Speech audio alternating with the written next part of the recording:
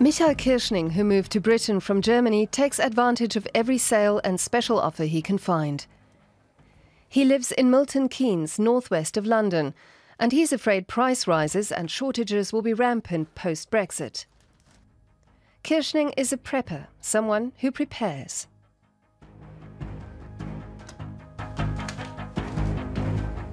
People w'ho've got money don't care. They can afford everything. You can always get anything for money. But the rest of us will suffer. I think conditions will deteriorate radically. I can see it coming.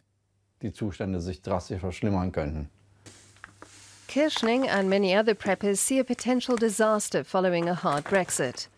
And the government's plans do nothing to calm those fears. 3,500 troops are to be on standby in case of a no-deal Brexit. The soldiers will be armed and sent to keep order.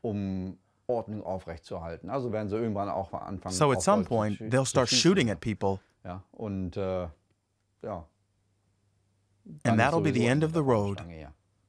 What do you mean? Then they'll have a little civil war on their hands.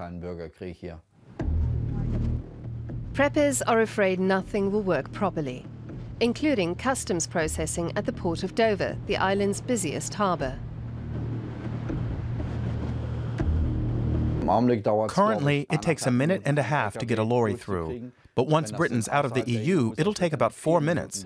They're projecting 5-mile tailbacks within 24 hours. And within the first week, the traffic jam will reach London. The authorities are also anticipating long traffic jams in the event of a hard Brexit. Food deliveries will be hard hit. Britain imports nearly half of its food from abroad, most of it from the European Union. Experts predict that fresh produce, in particular, could be in short supply.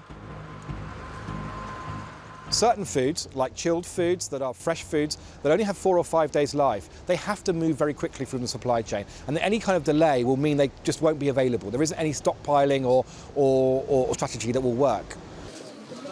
At the weekly market in Milton Keynes, Michael Kirschning expects there will be less products on offer. But he seems to be one of the few people here who worry about it. The majority in Milton Keynes voted for Brexit, and most people here still seem convinced Britain will get by just fine on its own. People will be foolish and they will start stockpiling, and that may cause a problem. But I think it's something that's unnecessary. I think, our food shortages won't happen if people are sensible and shop sensibly. I think we've got to get on and do it now. We've got to claim back our sovereignty. We can't be ruled by Brussels anymore. Michael Kirschning isn't leaving anything up to chance. He picks up tips from other preppers on Facebook, how to dry vegetables so they'll keep longer, for instance. Some are even buying camping supplies to be ready in case of power outages. What I've got on my shelves here ought to last 2 months. I've got enough in my freezer to get me through another 3 months, so that's no problem. Michael Kirschning thinks anyone who isn't taking precautions is naive. He's even got a plan B worked out. If the worst comes to the worst, he can always return to Germany after almost 30 years in Britain.